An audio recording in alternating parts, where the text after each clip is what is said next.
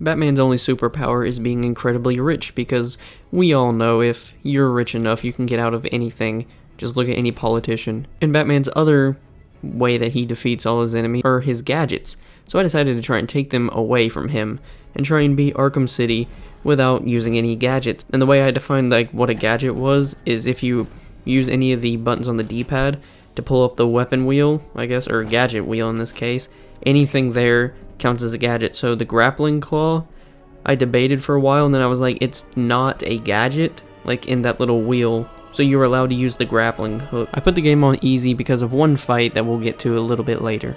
Saving Catwoman from Two-Face, we almost get JFK'd, and using detective mode we are able to track the sniper bullet back to the clock tower and have to go find out who tried to assassinate us. Listening to Harley yap for like 3 minutes, this is the instance where we first have to use our gadgets, and I am going to end up counting the smoke pellet as a gadget because it is in the gadget wheel that you use to select it, so it technically counts as a gadget. So in the, I guess still part of the first mission actually, we failed the challenge already, and the rest of the guards were no difficulty at all. They can easily be taken out without using any gadgets at all. Getting to the top of the tower, and we realized that it was an automatic sniper, and that we fell for the old fake Joker gag. Now he's going to blow up the top of the tower, so we have to escape, and then go to the steel mill where Joker is actually hiding out at. Once inside the steel mill, it does not go well for this challenge. We have to use the bat claw to cool off these railings covered in molten lava. Use the explosive gel gadget, blow open a hole in the floor, and I'm not sure why that corrupted right there, but just ignore that. And then use a batarang on the switch over there on the wall to stop the pipes. And finally use these 3 batarangs to stop the pipes so we can finally meet the first enemies that are actually inside the steel mill. After saving this doctor that some Joker thugs kidnapped, we unlock the remote electrical charge. And since we just got a new gadget, obviously it's going to throw us into a tutorial on how to use it, and we have to open these 2 doors, requiring us to use the gadget twice to obviously unlock the doors.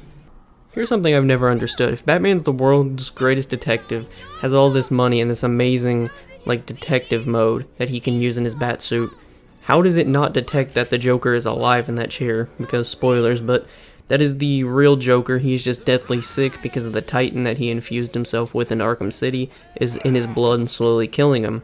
And the Joker that just gassed Batman is Clayface. I just don't get how Batman's detective mode isn't able to pick up that the real Joker, the one in the wheelchair, is still alive. That's kind of weird. Joker then reveals to us what I just said, is that the Titan in his blood is killing him, and he has now put his blood inside of Batman, so now we are both slowly dying together of the Titan-infused blood. And the only person that we know that will be able to make a cure and save us is Mr. Freeze, so we have to go find the coldest point in Arkham City and locate him so he can make the cure and save Batman. And it turns out that the coldest point in Arkham City is the GCPD building at -4.9 degrees Celsius, and if you want it in American, it is 23.18 degrees Fahrenheit, so still pretty damn cold. We have to use our decoder here, take that guard's codes, go over to this vibrating circle. I'm not really sure how to say anything about that, but we are able to then hack into his communications and enter the GCPD building. Taking out all of Penguin's guards inside of the GCPD building, we learn that they have taken Mr. Freeze, kidnapped him, and put him into Penguin's museum. And we are locked out, so before we can leave, we have to use the decoder so we can exit the GCPD building and go to the museum to save Mr. Freeze and get this cure made. Penguin is pretty smart because he makes us use the decoder to open the front gate of the museum just to enter it, and then we have to disable the electric barriers that he put up, which are also blocked by the decryptor code. Instead, he set up a jammer, causing us to spend about 5 to 10 minutes of gameplay to go out of the way and destroy them just so we can come back to the museum. Luckily, the jammers are not that far. There's one on the rooftop right next to the museum, one on an adjacent rooftop about a block away, and then the third one is the furthest away in the tunnel. We have to use the Electro Claw. Wait, that's Cade's gadget from Rainbow Six Siege. We have to use the remote electrical charge twice to open that door so we can escape the tunnel and finally go back to the museum. Upon gaining entry back into the museum, we have to use the decoder one more time on this, so now we can actually finally enter the museum and get to saving Freeze. After rescuing an undercover cop from some Penguin thugs, he tells us to go find the rest of his squad of the undercover cops that have been kidnapped by Penguin. And now this is where the game is going to force us into using a bunch of our gadgets. We have to use the remote-controlled batarang twice to unlock these two gates here. Use the decoder to unlock the elevator door. And once in the elevator, we have to use the remote-controlled electrical charge to lift up the elevator, and to destroy that wood up there, we have to use the explosive gel gadget. And 10 steps later, after we get out of the elevator, we have to use the explosive gel gadget 2 more times, one on this wall, and then one final time on the entrance to the iceberg lounge, where you finally confront Penguin. This is my least favorite part of the game for the amount of times we have to use gadgets. We have to cut that rope down with a batarang, and then use the bat claw to pull it over, and then when we get to it, we have to use all the rings and use the bat claw to pull that little raft closer to go save all the cops. With 2 more uses of the bat claw, one to get there and then another one to get back to the rest of the ice, we were able to save the last officer who's trapped in this main floor of the iceberg lounge.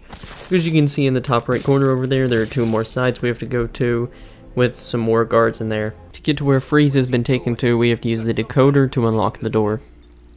Freeing Mr. Freeze and watching Batman almost kill him by taking out his arc reactor there. Penguin is using Mr. Freeze's ice gun against us, and he tells us the only way to stop that gun is a part of his suit, which is on the other side of the iceberg lounge. So now we have to go to the other side of the iceberg lounge just to get a gadget that it'll force us to use so we can stop Penguin. And going to get the freeze override from Mr. Freeze's suit was not bad at all. Just one use of the bat claw to pull myself over there, and no use of the gadgets actually. Once you get into the room, you just walk over to the free suit and collect the gadget. Now it's time to go actually confront Penguin now. A little bit more of just me pulling myself around the place using the bat claw. It requires 3 more grapples because this shark here, after that jump scare, he interrupts the grapple and technically requires me to do another one, which sucks, so I hate him for that. But these are the final 3, just like grappling, pulling myself through the water with the bat claw. Finally, we come face to face with Penguin, and all we do is walk around in circles, wait for him to stop shooting, jam his gun, and uppercut him. And since it's the Penguin, you know he can't play fair, so he has one more trick up his sleeve for us. And Penguin's surprise for us is that Solomon Grundy was apparently just chilling under the museum, so he decides to shock him back to life and resurrect him. And for this boss fight, you have to use the quick fire detonate on the explosive gel and take out all 3 of these little, honestly, I don't know. You just take out these 3 things. So he has 3 phases, obviously that requires 9. So we have to use our gadget 9 times just to defeat this one boss here. In the second phase, nothing much changes at all. The only thing that changes are his attacks. But it's the same exact thing of use the explosive gel and destroy the things on the ground and go up and punch him some more. But I gotta say, I love this design for him. The blue electricity just goes so well with the fire. It looks amazing. The third and final phase is definitely the hardest. I'm not sure, but I've just always sucked at this. But same thing as the first 2 phases, destroy the 3 things on the ground. But this time, we actually get to go up and punch him some more. And I know Batman doesn't kill, but you cannot tell me Solomon Grundy is not dead here. I mean, Batman literally punches open his rib cage and then rips his heart out Mortal Kombat style. I think it's safe to say Batman just killed Solomon Grundy. Penguin gets very pissed off at us for destroying Solomon Grundy, and this is his pitiful attempt at stopping us. You literally just run around in a circle, and the second you get up to him, he cowers, then gets the same fate that he subjected Mr. Freeze to, being locked into an exhibit. Mr. Freeze tells us that he is missing one key ingredient to make the cure, and that is blood of the demon.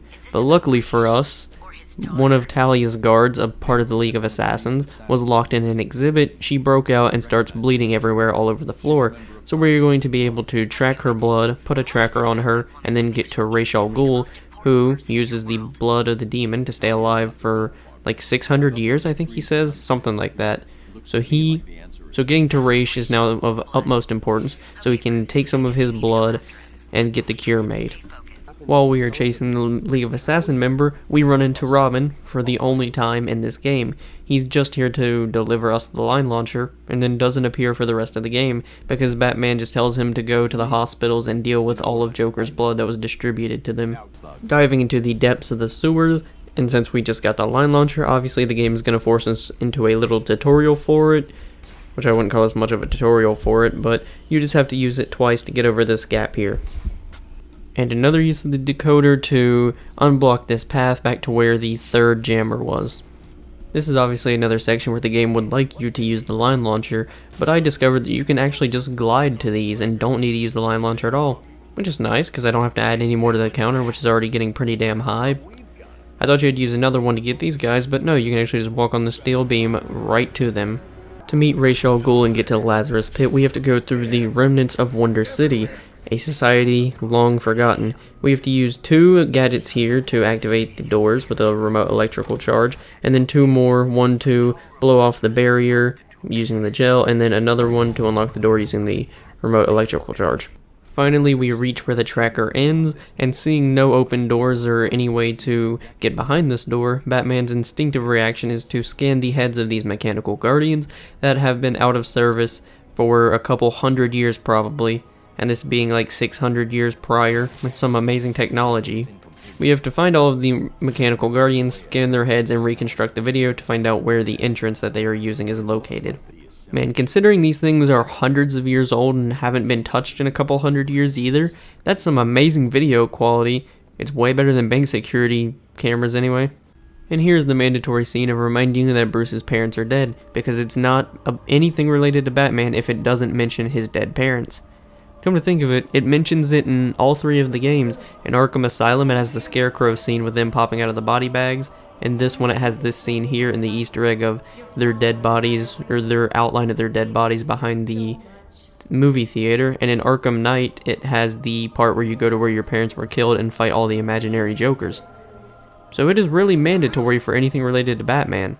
We finally get to Ra's al Ghul, and obviously he's not going to give us some of his blood for free. We have to work for it, and it starts off with this really cool boss fight where we have to use the remote electrical charge and hit him 3 times to damage him, because it's video game law that the enemy takes 3 hits before the end of a phase or they just die. And for his second phase, he gets a giant sword that he throws at us, has the swords coming out of the ground and still is throwing the shurikens at us. Same deal, hit him 3 times with the remote electrical charge, but this time he does something different. After we defeat him, he takes Talia hostage and threatens to kill her. We use the remote, batarang, lock onto him, knock him out, steal his blood, so we can give it back to Freeze and we can finally get this cure made, so Batman can be saved. For the 3rd time, we have to unlock this door with the remote electrical charge, and we have to, I believe for the 2nd time, unlock these doors using the decoder. Just like the time that we first arrived here, we have to open this door again with another remote electrical charge to get into the GCPD building and finally talk to Freeze about getting this cure made. Do you remember at the beginning of this video when I said there is a very specific reason to why I'm playing on easy? And it is for this boss fight here against Mr. Freeze. Because his AI is adaptive, so like how I just did a drop attack on him, I won't be able to do that again because he'll freeze all the ledges. And what this boss fight does is, like I just said, he's adaptive, so you can't attack him the same way, so you have to find new ways to attack him. And also, the difficulty that you play on depends on how many times you have to hit him. On easy, it only requires 4 hits, and on New Game Plus, I believe it's like 10 or something like that. So I chose to play on the entire game on easy, so I would only have to hit Mr. Freeze 4 times. And you can actually do that without using any gadgets, because you can use the drop attack, sneak up behind him, jumping out of the grate, or hiding behind the glass or a corner and using that takedown as well. After beating Freeze, he gives us a Freeze Blast gadget to help us, and I think this might end up being used more than the remote electrical charge. Going back into the steel mill to hunt down Joker because he stole the cure that Mr. Freeze made while we were fighting him, and we have to use the Freeze Blast to make our own little icicle platforms and just slowly, and I mean slowly, drift down this water. I think that this is the most amount of gadgets we've had to use in a short span of time because we have to use 1 explosive gel to open up this wall, 5 total Freeze Blast, 3 to use as platforms and 2 to block pipes, 1 Batclaw to pull us closer to a platform, a line launcher to cross a gigantic gap, 1 remote batarang to electrify it and open up the gate, and then 1 decoder to let down the bridge.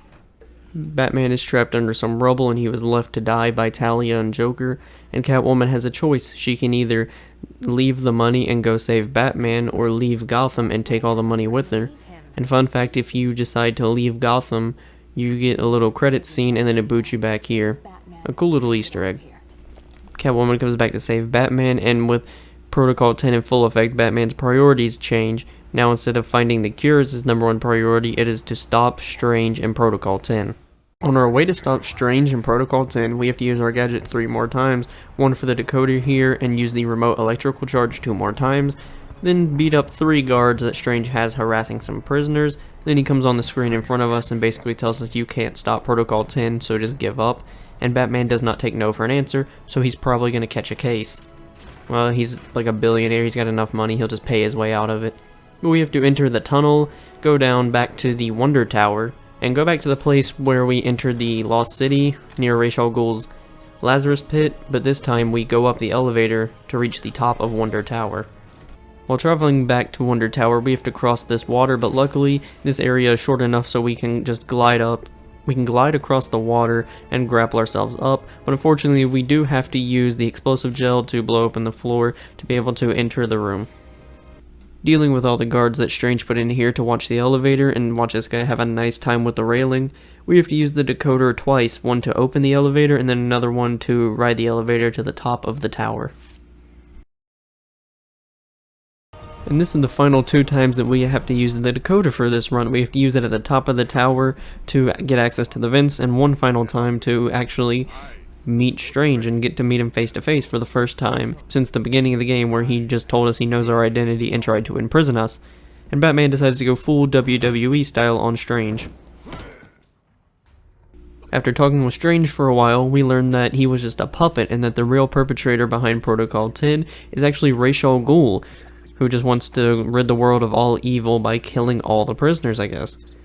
And with his last dying breath, Doctor Strange, wow, that is a complete wrong franchise even, and company entirely. Hugo Strange activates Protocol 11 and just blows up the entire tower. Ra's al Ghul tries to kill Batman, but ends up impaling himself on a stick. And fun fact, a little Easter egg, if you come back to the spot where Ra's al Ghul impaled himself, he's actually gone, presumed to be resurrected in the Lazarus Pit for about the 50th time. Now that Strange and Ra's al Ghul have been dealt with, our last task is to go to the movie theater, yes, the same one Bruce's parents were murdered behind, and save Talia and get the cure back from Joker.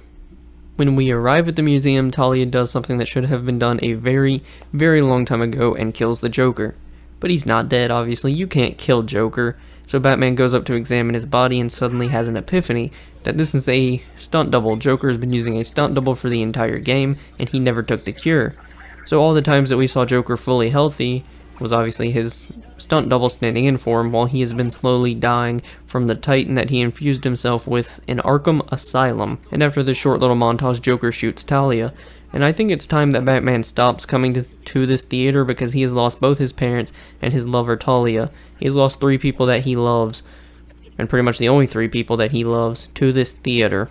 And after Joker's short little monologue, it is revealed that he was using Clayface as his double, and that every time we've encountered a healthy Joker, it was actually Clayface. It's now time to fight the final boss, Clayface, and honestly, he's kind of underwhelming. For as much as I love Arkham City and the Arkham trilogy as a whole, the final bosses are just kind of underwhelming, with Joker in Asylum, Clayface in City, and the Arkham Knight / Jason Todd and Scarecrow in Arkham Knight. For as good as these games are, I feel like the final bosses should have just been better. I mean, there's nothing wrong with them. I feel like the games just deserved better. I mean, they have such a great story, characters, they're really well written, the gameplay's super fun, and these bosses just don't live up to the trilogy in my opinion. Well, this Clayface boss, it's just a bunch of running around waiting for him to roll up in his little clay ball, and then run into the explosive barrel set into the corners. And what I learned is that once you get him down to like no health, for some reason he does not die. Like, you have to hit him with a freeze blast to actually end up killing him. So to kill Clayface and go into his second phase, we have to use 2 freeze blasts, even though he had no health already, which is kind of dumb. And unfortunately, doing all that damage to him with the explosive barrels in the corner causes us to only have 1 remaining for his second phase. And Clayface's second phase is just like his first one, just a couple new attacks. And since he hits that explosive barrel right there, we are now out of explosive barrels to use, and our only way of damaging him is by using the freeze blast and racking up uses on our gadget counter. And this second phase, this is only one phase of his boss fight, uses 28 gadgets. We have to use the freeze blast 28 times on him just to kill him in his, well, I guess defeat him in his second phase. There's a whole another phase after this that we have to use. And I counted it twice, but I'm like 95% sure I'm right. There may have been one or two more, and I did not count the ones I missed on because when you press RT and just for the quick throw, it is not really that accurate, and you can see one go like to his right, and that one when he rolled over the ball went above his head. So I'm not counting those, I'm only counting the ones that I hit him on. So I hit him a total of 28 times. And finally, for Clayface's third and final phase, you have to kill these clay people that he spits up and throw more freeze blast at him, this time only using 9 of them. And I'm like 90% sure that it is 9 hits because I counted 3 times, I got 8 once and 9 twice. So that's what I'm going to go with. And I'm not going to show the end of this fight, sorry, but what happens is that Clayface gets pushed into the Lazarus pit and explodes, causing a massive explosion down here. And I'm not showing it because the video just got messed up and is like insanely blurry and pixelated to where you honestly can't even tell what the hell is even going on. So sorry about that. Joker makes the biggest mistake of his life by stabbing Batman in the arm, forcing him to drop the cure. Batman already took a sip of it, so he's perfectly fine. But Joker, he did not, and is now going to die because of his Titan-infused blood. And we are finally done with this challenge. If you have ever wondered how many times you have to use your gadgets to beat Arkham City, well, the answer is 112 times. This is the end of the video, and if you liked the video, please leave a like and subscribe to my channel. It helps me out a bunch. If you enjoyed the video, why not watch some of my other videos? And I just want to thank you for watching.